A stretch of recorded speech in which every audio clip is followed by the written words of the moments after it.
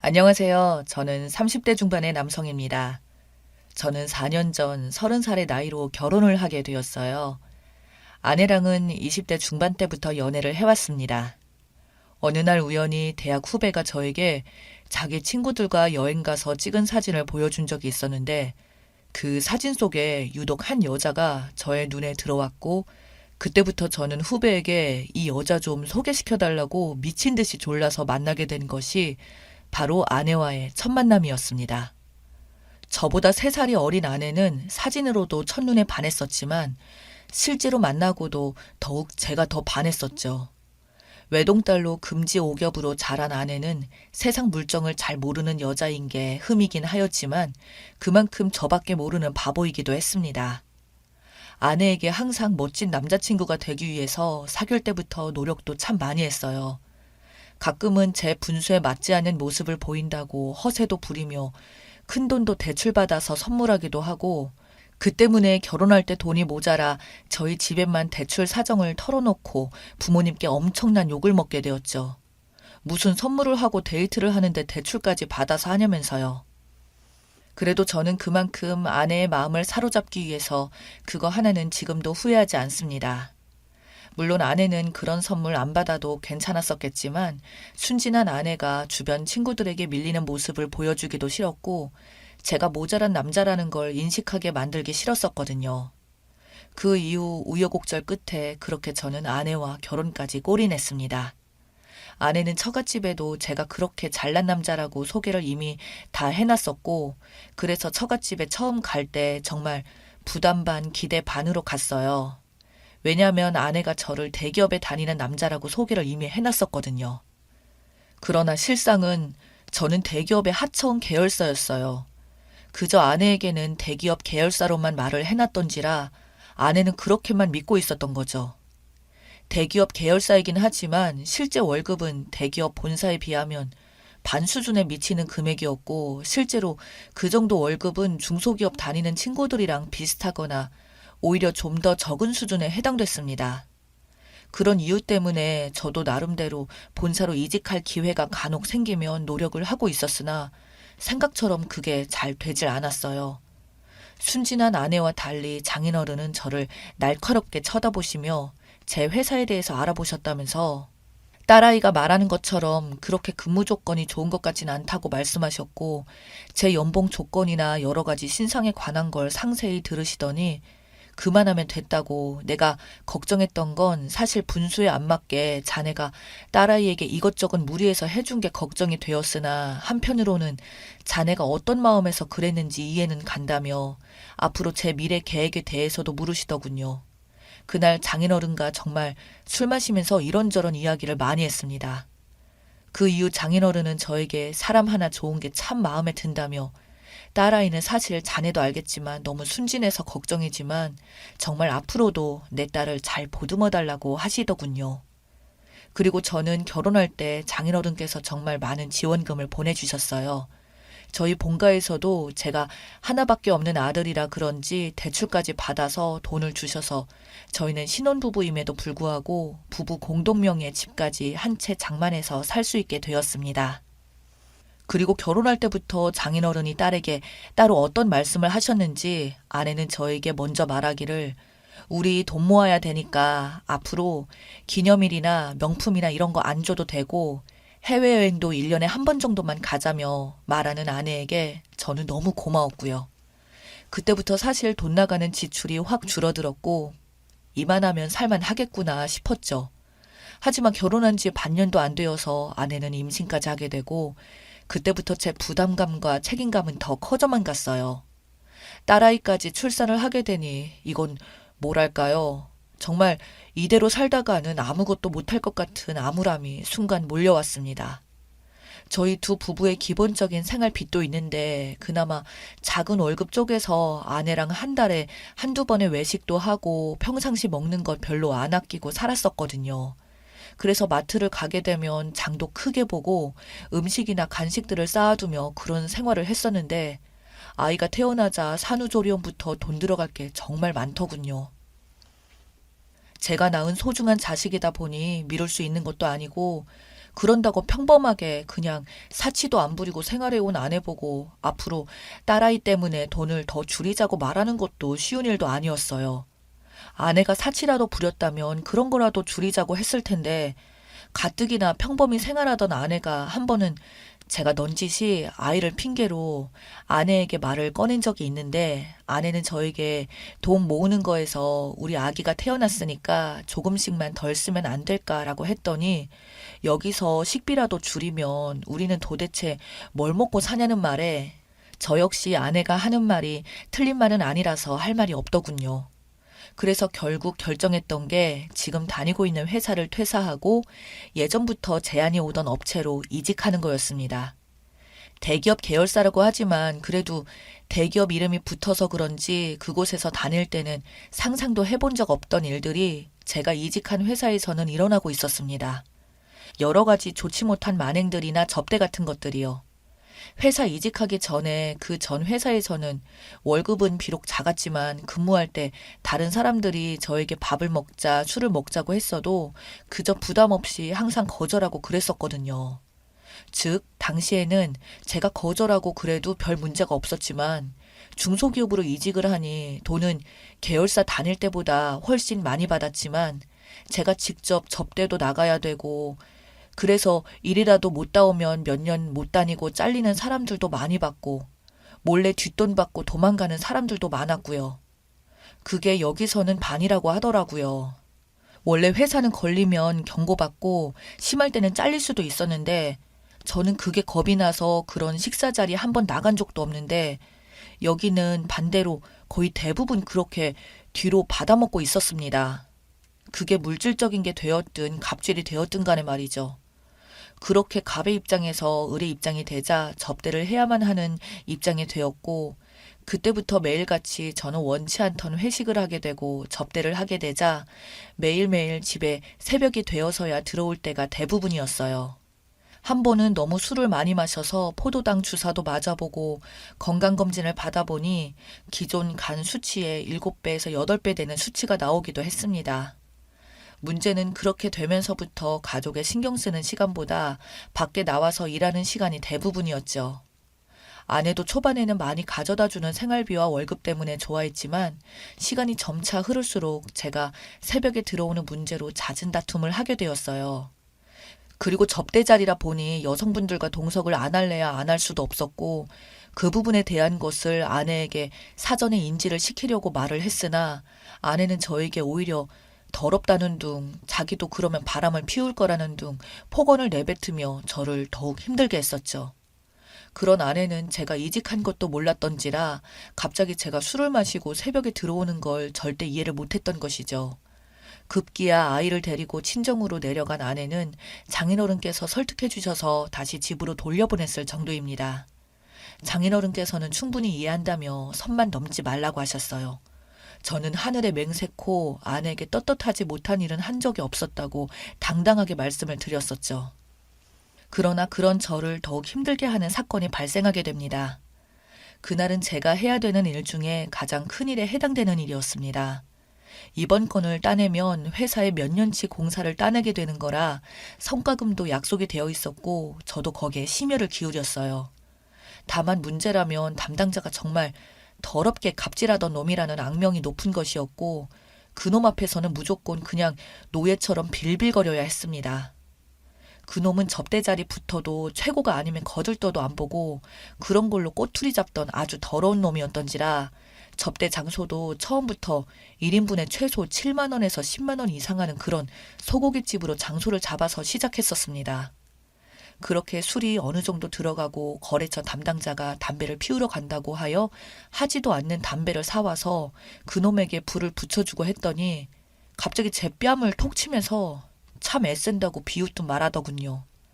저는 아랑곳하지 않고 애쓰는 게 뭐가 문제냐고 대답했더니 지금 그래서 애쓰는 게 기분 더러운 거냐며 갑자기 저한테 시비를 걸더니 장난삼아 톡톡 건드리는 제 뺨을 때리는 강도가 점점 세지기 시작했어요.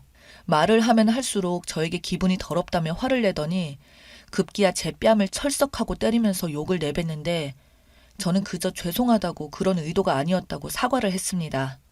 저는 정말 화가 났지만 이번 건에 모든 게 달려있다고 저희 아내와 딸아이를 생각하니까 참을 수 있었습니다. 그러나 뺨까지 때리니 주변 사람들이 다들 저희를 쳐다보고 있었고 그놈은 그게 더 흥분되고 재미있었는지 큰 소리를 치면서 저를 또 때리더군요. 그때 갑자기 사람들 틈에서 이서방 하며 장모님께서 나오시는 겁니다. 그 자리에 장모님이 식사를 하러 오신 줄은 상상도 못했었어요. 그러자 이 자식이 술이 좀 되었는지 장모님에게 짓거리면서 말하기를 이런 자존심도 없는 놈이랑 결혼한 딸은 안 봐도 뻔하다며 혀를 차더군요. 장모님이 그 말에 무슨 말을 그렇게 하냐고 당신이 뭔데 남의 뺨을 그렇게 때리냐니까 자기 말 한마디면 저 같은 인간 자르는 건 일도 아니라고 아줌마 그러니까 말 조심하라고 당신 사위랑 딸 한순간에 그냥 길바닥에 나앉게 만들어주겠다고 하면서 반발하는 그 자식을 보니 저는 도저히 참을 수가 없었습니다. 저는 필사적으로 계속 참아왔던 인내심이 순식간에 나와서 그놈에게 달려들었고 정신을 차려보니 제가 그놈 위에 올라타서 주먹을 날리고 있더군요. 결국 경찰까지 오게 되었고 경찰서에서 다 같이 가게 되었지만 다행히 제가 먼저 뺨을 맞는 폭행을 당했었기에 쌍방 폭행이 되었고 인격 모독 말까지 인정받아 경찰서에서는 별일 없었으나 그놈은 빨리 합의하라고 아니면 내가 니놈 반드시 잘리게 만든다며 협박을 하더군요. 제가 다니던 회사에서도 일 크게 만들지 말라더군요. 그런데 여기서 장인어른 덕분에 반전이 일어났습니다. 처가에서도 제가 회사를 옮기고 그런 수모를 당하고 있다는 걸 알게 되었던 거죠. 사실 장인은 장모님께 모든 사실을 다 들었다며 다음날 저를 저녁에 불러내어 식사 자리에 한 분을 부르더군요. 바로 자신의 고등학교 친구라고 데리고 나오신 분이 바로 그 건설사 이사장님이었습니다. 그리고 그날 자초지종을 다 말하고 그놈이 해왔던 갑질에 대해서 듣더니 건설사 사장님은 진심으로 미안하다고 사실 어느 정도 알고는 있었지만 이렇게까지 썩은 놈인지 몰랐다며 회사와 트러블이 있던 그놈을 횡령 혐의로 고소가 들어갔더군요. 당연히 그놈 입장에서는 마른 하늘에 날벼락이 떨어진 기분이었겠죠. 저와의 폭행건은 아예 문제도 되지 않았을 수준으로 되어버렸고 거기다가 그놈은 회사에 엄청난 손해배상금을 물어줘야 했으며 그렇게 회사에서 갑질하던 그놈은 잘리게 되었다고 들었습니다. 아내는 정말 저에게 미안하다고 그동안 당신이 그렇게 힘든 줄은 꿈에도 몰랐다며 저를 달래주었고 저는 기존에 다니던 회사를 나와서 저한테 갑질한 그놈 자리에 제가 대신 스카우트제의가 와서 들어가게 되었습니다. 그 뒤로 회사 위상도 업계에서 나쁘지 않아 저는 접대 자리도 제가 거절하고 안 나갈 수 있게 되었고 그런 쪽에 신경 쓸 것도 없이 정말 일만 명확하게 처리하면 되는 위치다 보니 일의 성과가 많이 올랐다며 사장님께서 직접 성과금과 칭찬도 받으면서 일을 하게 되었습니다. 정말 어떻게 인연이 이렇게까지 흘러갔는지 일이 이처럼 풀리게 되었는지 저는 지금도 아직 얼떨떨합니다만 그저 항상 처가에 감사하고 제 일상생활 매사에 감사하며 앞으로도 가족을 아끼고 사랑하라는 하늘의 뜻인 것 같네요.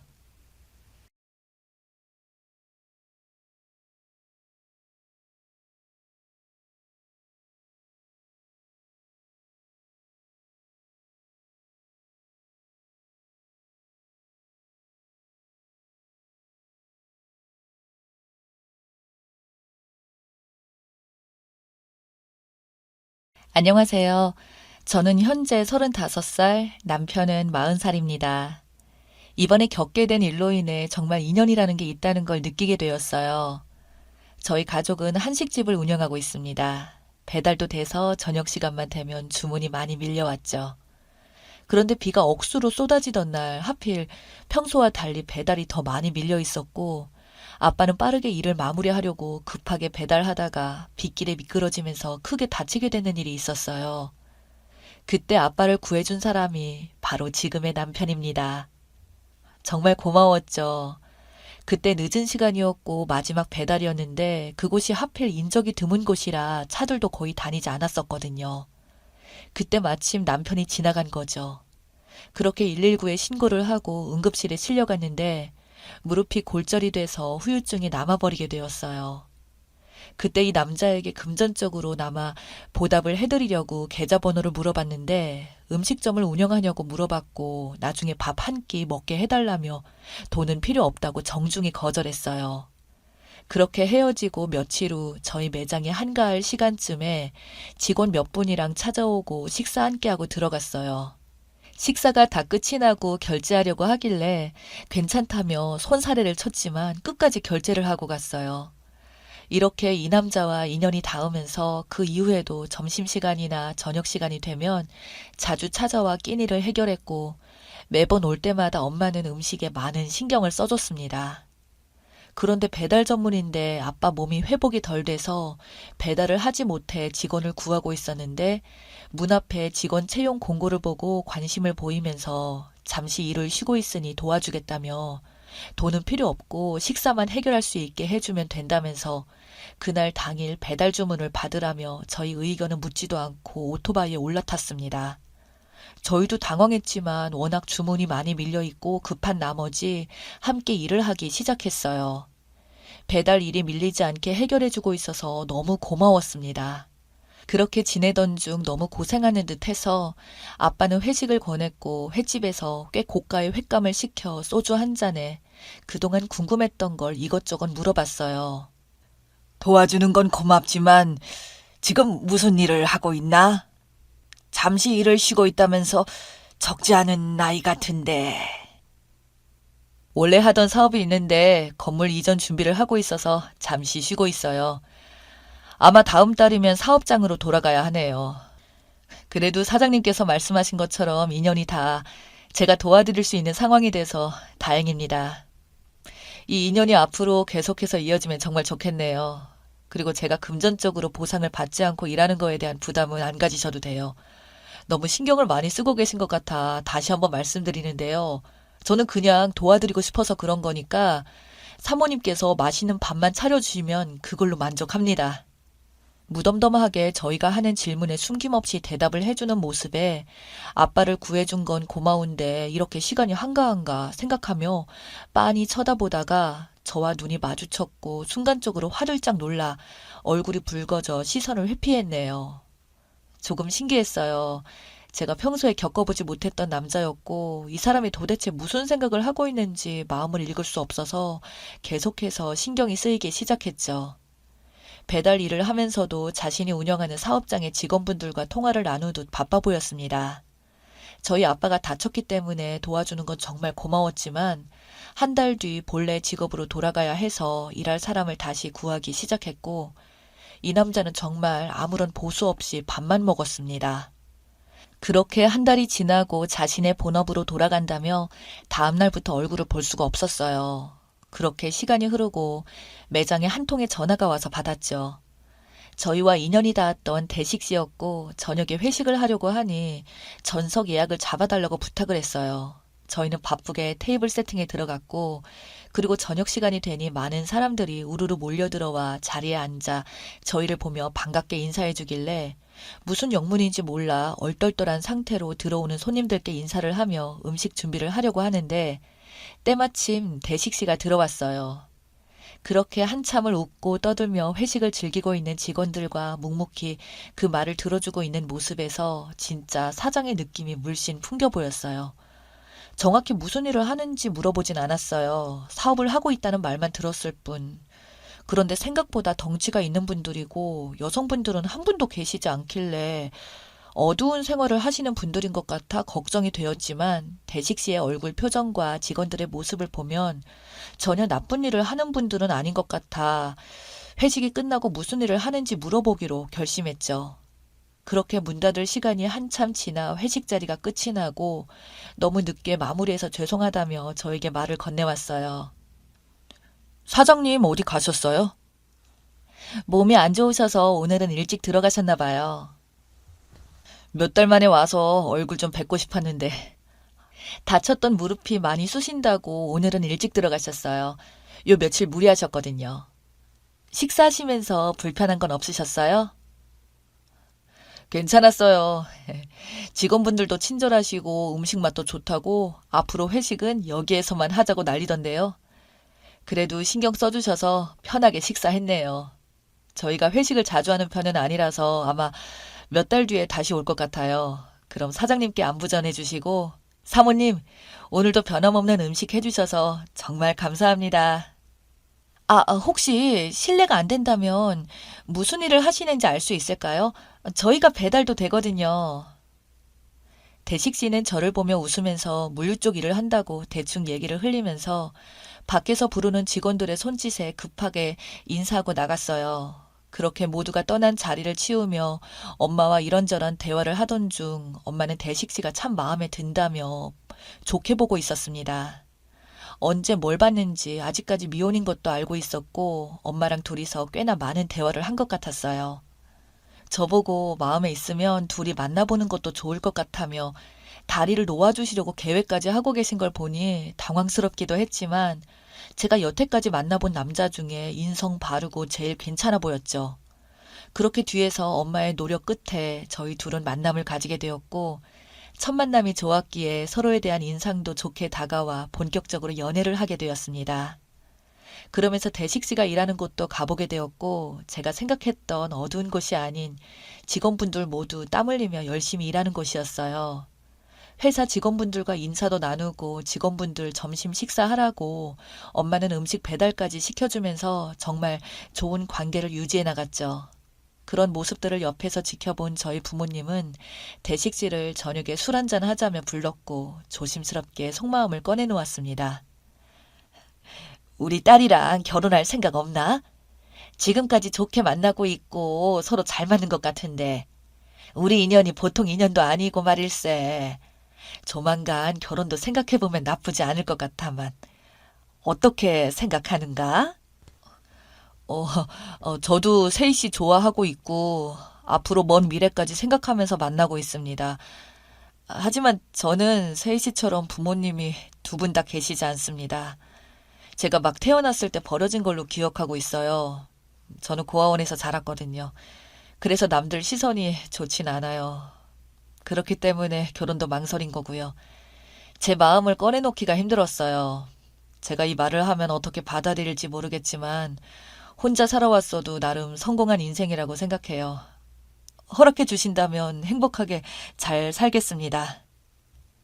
저희 가족은 모두 부모의 얼굴조차 모르는 상태로 자라온 대식 씨가 안쓰럽고 마음이 아파 혼자 많이 외로웠을 거라 생각하니 눈물이 나오려고 했어요.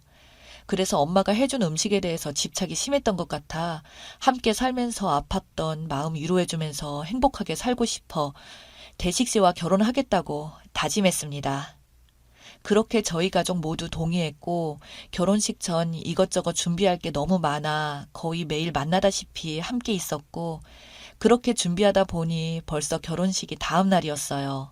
대식 씨가 저희 식당에 와서 다음 날 문을 닫아야 하기 때문에 같이 정리를 해주고 있었는데 엄마가 설거지를 하는 도중 이상하게 물이 나오지 않아서 쌓여있는 설거지를 하지 못해 답답해하고 있었고 대식 씨가 거들어 이리저리 살펴보는데 예전에도 이런 적이 한 번 있었다며 엄마는 잠시 살펴보러 간다고 자리를 비웠었고 대식 씨는 배관이 녹아 막힌 것 같다며 업체를 부르는 게 좋을 것 같다면서 전화를 해봤지만 너무 늦은 저녁이라 전화 연결이 되는 곳은 없었죠. 그런데 한참이 지나도 엄마가 오지 않았고 뭔가 문제가 있는 것 같아 수도 밸브를 조절하는 창고에 들어가는데 엄마는 없었습니다. 다시 매장에 들어와 엄마에게 전화를 해봤지만 전화기는 꺼져 있었고 대식 씨는 저에게 다가와 무슨 일이냐며 상황을 물어보길래 엄마가 전화기도 꺼져 있고 상수도 밸브 조절하는 곳에도 가봤지만 엄마를 찾을 수 없다고 하자 대식 씨가 찾아보겠다고 밖으로 나갔습니다. 그런데 시간이 지나도 대식 씨까지 소식이 없어 전화를 하니 마찬가지로 전화기가 꺼져 있었고 너무나 걱정돼 밖으로 나가 건물 주위를 둘러보았어요.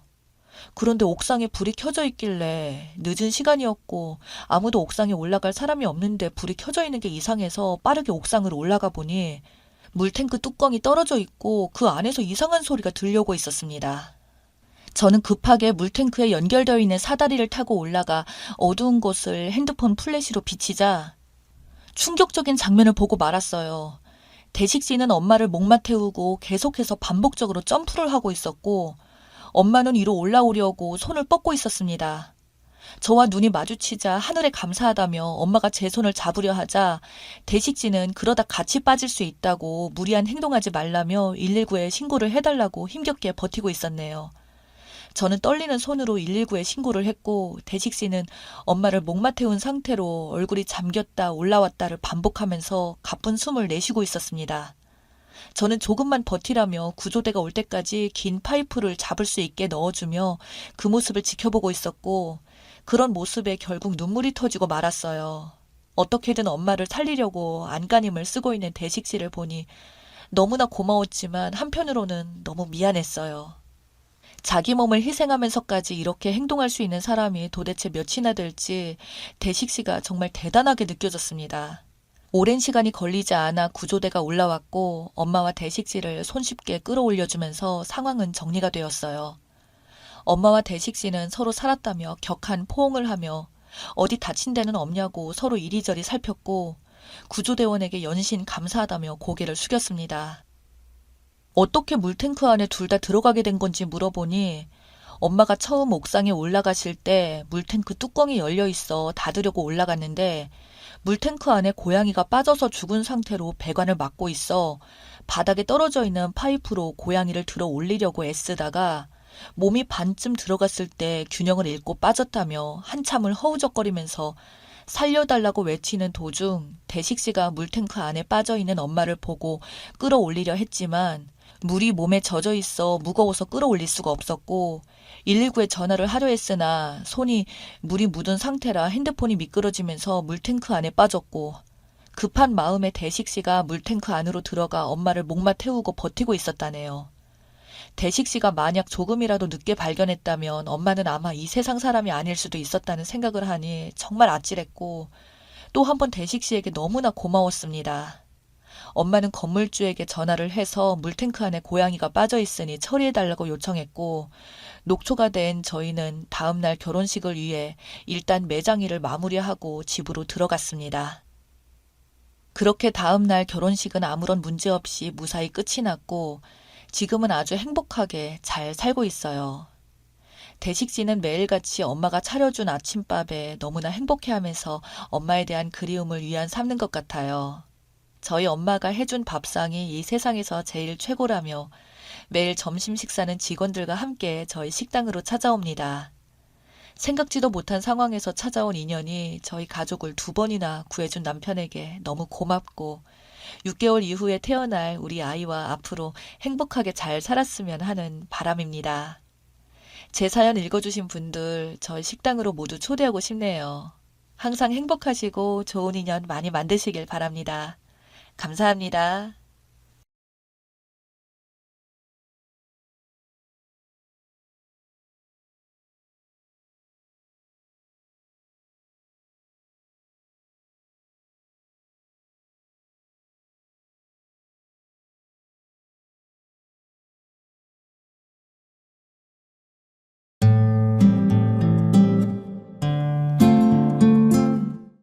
오늘의 사연 시작하겠습니다.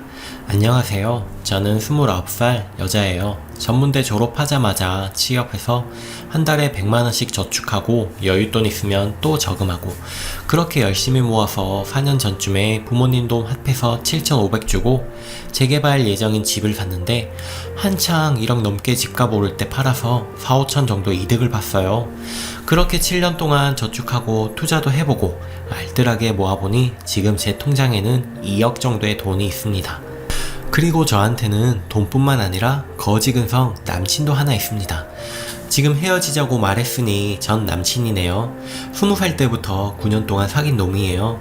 군대에 있을 땐 저한테 참 잘했는데 제대하자마자 술에 나이트에 여자에 제 속을 썩였습니다. 그놈의 정이 뭔지 헤어지자 해놓고도 울면서 비는 남자친구를 용서해준 게 5번. 지금 지칠 대로 지쳤어요. 남자친구 가족은 여동생 둘에 어머님 한 분 계세요. 아버님이랑은 오래전에 이혼하셨대요. 한 번도 뵌 적이 없어요. 여동생 둘은 한 명은 대학생, 한 명은 취업 준비생인데 등록금도 집안 생활비도 다 남친이 대주고 있었고 큰 동생은 취직할 생각이 없어 보이더라고요. 26살인데 말이에요. 남친벌이는 저에 비해 좋은 편이에요. 세금 떼고 390 정도 받고 저는 200 정도 법니다. 남자친구는 자기 월급에 엄청 자부심 갖고 있는데 정작 집안 생활비, 자기 카드값, 동생 2명 용돈, 집세, 남친 가족 4식구 월세 살고 있습니다.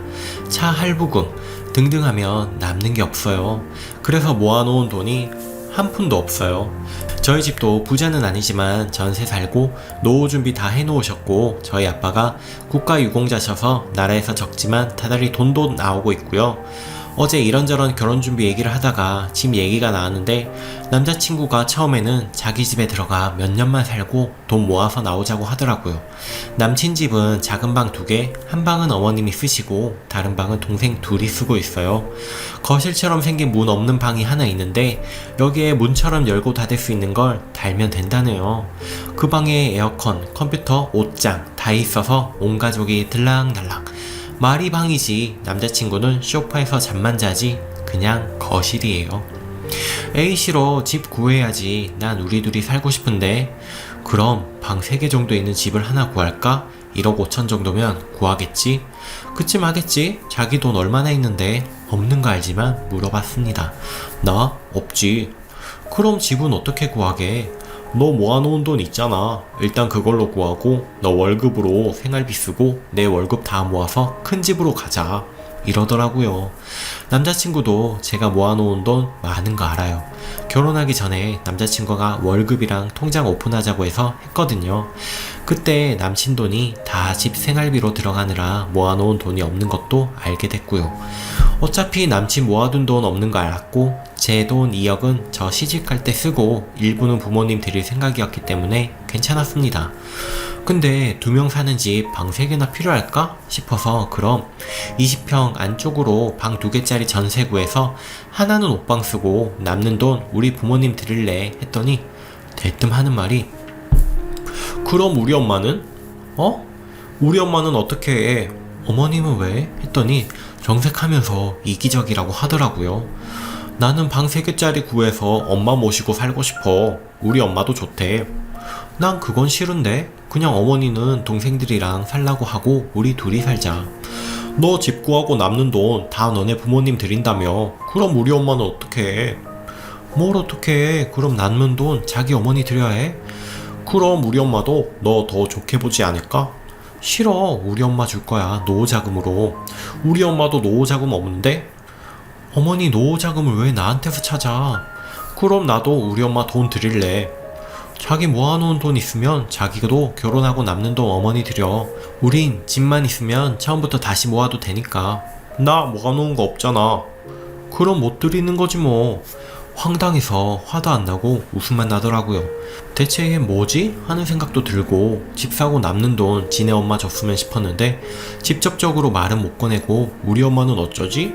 계속 이 말만 하는데 한 대 때리고 싶었어요. 애가 하고자 하는 말이 뭔지 답답해서 제가 그냥 집 사고 남는 돈 너네 엄마 주라는 거냐고 얘기 꺼냈어요. 그럼 뭐 어쩌자고 집 사고 남는 돈 어머니 드리자는 거야. 아니 난 그럴 생각 없었지. 근데 자기가 큰 집 말고 작은 집으로 구하자며. 응, 둘이 사는데 방 3개까지는 필요 없을 것 같아서 자기가 그랬잖아. 일단 내 돈으로 구하고 자기랑 돈 모아서 더 큰 집 가자고. 난 엄마 모시고 사는 줄 알았지. 그건 내가 싫어. 미안. 대신 어머님 집 가까운 곳에 집 구하고 자주 찾아가자. 그럼 집 사고 남는 돈은 우리 엄마 드릴 거라니까. 우리 엄마도 노후자금 있어야 하잖아. 어머니 노후자금을 왜 내 돈으로 하려고 해? 난 방 2개짜리 구하고 남는 돈 우리 집 줄 거야. 예전부터 이럴 생각이었고. 그럼 반반씩 드리면 되지. 싫어. 생각도 안 해보고 싫다고 그러냐? 남는 돈 우리 엄마 드리는 게 오래전부터 내 생각이었어. 큰 집 구해서 우리 엄마랑 셋이 살던가 작은 집 구해서 둘이 살 거면 우리 엄마도 노후자금을 조금 주던가 하자. 이러는데 속 터져서 미치겠더라고요. 계속 똑같은 말로 30분 정도 싸우다가 말이 안 통하길래 일단 집에 가서 생각해 보겠다고 하고 집에 왔는데 이건 아니잖아요. 다른 분들이 보시기에도 집 와서 씻고 나오니 카톡 하나가 와 있더라고요. 엄마가 너가 싫어하면 같이 사는 건 엄마 쪽에서 양보하시겠대. 대신 2천만 원 정도만 엄마 드리자. 엄마도 우리가 2천쯤 드릴 거라고 하니까 서운하기는 해도 좋아하시는 것 같아. 좋게 좋게 넘어가자. 나도 자기 부모님한테 효도 많이 할게. 카톡 보고 잠깐 생각하다가 잠들기 전에 카톡 하나 보내줬습니다.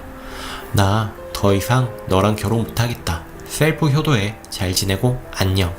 읽는 거 확인하고 차단했습니다. 전화 오길래 전원도 껐어요. 집으로 12시 넘게 전화가 오길래 엄마가 무슨 일이냐고 물으셔서 아무 일 아니라고 하고 제 폰으로 착신 전환 해놨습니다. 오늘 아침에 출근하려고 나오니 집 앞에서 갑자기 왜 그러냐며 잡는데 우리 결혼 다시 생각해보자고 했습니다. 너랑 결혼할 마음이 사라졌다고 뿌리치고 출근했습니다. 지금 출근했는지 어쨌는지 회사 앞에서 잠깐 만나자고 메신저로 날리길래 삭제해버렸습니다.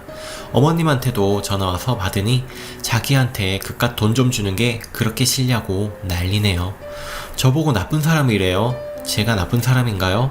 다른 분들 보시기에도 제가 나쁜 사람 같으면 저는 제 부모 생각밖에 못하는 나쁜 사람 맞나봐요.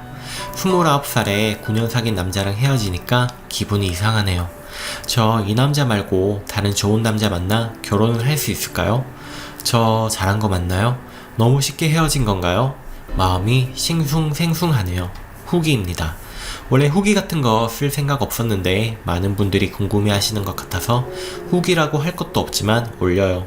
요 며칠 동안 남자친구가 끈질기게 따라다니고 무릎 꿇고 사과하고 잘못했다고 비는데 그놈의 정이 뭔지 안쓰럽기도 하고 불쌍하기는 개뿔. 깨끗하게 헤어지고 왔습니다. 혹시나 다시 만날까 걱정하시는 분들 걱정 안 하셔도 됩니다. 집 때문에 그러는 거지 미안해 엄마도 내가 설득할게. 결혼하면 내 월급도 다 자기가 관리해. 나는 진짜 아무 욕심도 없어. 자기랑 결혼해서 잘 살고 싶은 게 다야. 진짜야. 어쩌고 저쩌고 하는 거 한 귀로 듣고 한 귀로 흘렸습니다.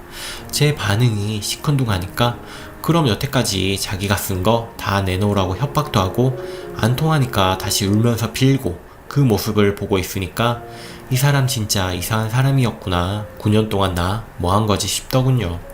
9년 동안 자기가 나한테 썼던 돈을 배상하라고 하길래 얼마냐고 물으니 2천만 원이래요. 그놈의 2천만 원. 전생에 2천만 원 못 모으고 죽은 귀신이 붙었나? 너 같은 사람 붙잡고 보낸 내 9년은 돈으로 환산할 수도 없다. 난 내가 20대가 아까워 미칠 것 같다. 정 나한테 돈을 받아내고 싶으면 하나하나 영수증 달아서 청구해라. 더러워서 안 띄어먹는다. 다 줄게 하고 무시하고 붙잡는 거 뿌리치고 집에 왔습니다. 문자로도 그놈의 돈 하며 왈왈대길래 그놈 계좌로 카드빚 갚으라고 빌려준 500만원 찍혀있는 통장 찍어서 보내줬더니 답장이 없네요. 이것 말고도 그동안 빌려줬던 돈 통장에 그대로 증거 남아있으니 계속 괴롭히고 따라다니면 진짜 다 받아낼 생각입니다. 돈 좋아하는 놈이니 세상에서 제일 무서운 것도 돈이겠지요. 그리고 달아주신 댓글들 하나도 빠짐없이 모두 읽었습니다. 월급에 대해서 말씀드리자면 남친은 400 벌고 저는 200밖에 못 벌지만 별로 중요하다고 생각하지도 않고 단 한 번도 꿀린다고 생각해 본 적도 없어요. 저는 월급 200 모두 저를 위해서 사용하는 돈이라 여태 모자란 것 없이 잘 지내왔지만 남친 소비 패턴을 보면 400 버는 거 전혀 부럽지 않을 정도예요. 집에 온전히 주고 자기 카드 사용하고 돌려막고 하도 쪼들려 살아서 위에도 말했지만 카드값 갚아준 적 몇 번 있어요. 그렇게 무조건적으로 퍼줬더니 모두 제 것인 줄 착각한 모양이에요. 저 그렇게 돈에 연연해하는 사람 아니에요. 저도 사람인데 9년 사귄 남자친구랑 헤어지는 게 어떻게 그렇게 쉽겠어요? 그동안 많이 속썩였지만 정도 있고 평소에는 저한테 잘해줬거든요. 완전체라고 하시는데 지금 생각해보니 얘는 지희 분리할 때만 완전체가 되나봐요. 제가 헤어진 이유는 제가 집 다해 가서 남자친구가 자기 집에 2천 드리자고 해서 그것보다 제가 그만큼 양보했는데도 불구하고 고마움도 모르고 내가 당연하다는 걸 해야 한다는 듯이 뻔뻔한 태도예요. 9년 동안 사귀었다고 제가 무조건적으로 희생해야 할 필요는 없다고 생각해요.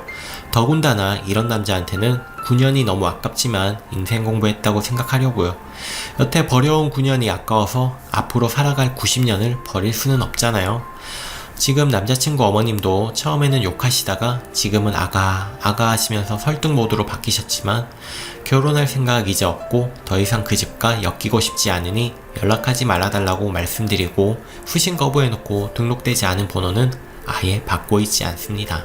작은 여동생이 모 사이트에 자기 오빠를 꽃뱀에게 9년 동안 이용당한 불쌍한 남자로 저를 착한 남자에게 9년 동안 빌부터 벗겨먹은 불려시로 만들어 욕을 써놓았길래 입한 주소 댓글 달아주고 좋아요 눌러줬습니다. 한번 댓글을 읽어보고 오빠 좀 보여줬으면 좋겠네요. 저는 그냥 제 돈으로 제 부모님께만 효도하는 이기적인 여자가 되렵니다. 막상 이렇게 되니 홀가분하기도 하고 기분이 이상하네요. 응원해주셔서 고맙습니다. 좋은 하루 되세요. 댓글입니다. 그놈 지금 빛이 2000인 듯. 댓글이 돈을 보고 사랑한 남자를 만났다기엔 글쓴이가 너무 억울하고 글쓴이님이 좋은 남자를 만날 수 있기 위하여 시련을 겪은 것 뿐이라고 생각하세요. 누구를 만나도 이 남자보다는 나을 듯 합니다. 화이팅입니다. 댓글 3. 내가 모은 돈 내 부모님께 쓰기도 키워주신 은혜에 모자라는데 지가 뭔데? 결혼한 여자로서 결혼 깬 거 정말 잘하신 거예요. 결혼하기 전엔 부모 안 챙긴 사람도 결혼하고 나니 엄청 효자인 것 마냥 구는데 근데 그 효도를 왜 부인을 통해서 하는지 이해할 수가 없는 게 결혼 생활이고 현실인 거 있죠? 댓글 처음 쓰는 건데 부모님께 잘하세요. 결혼하고 나면 하나하나 다 후회뿐입니다. 오늘의 사연은 여기까지입니다. 오늘도 시청해주셔서 감사합니다. 구독, 좋아요 꼭 눌러주세요. 오늘도 즐거운 하루 보내세요.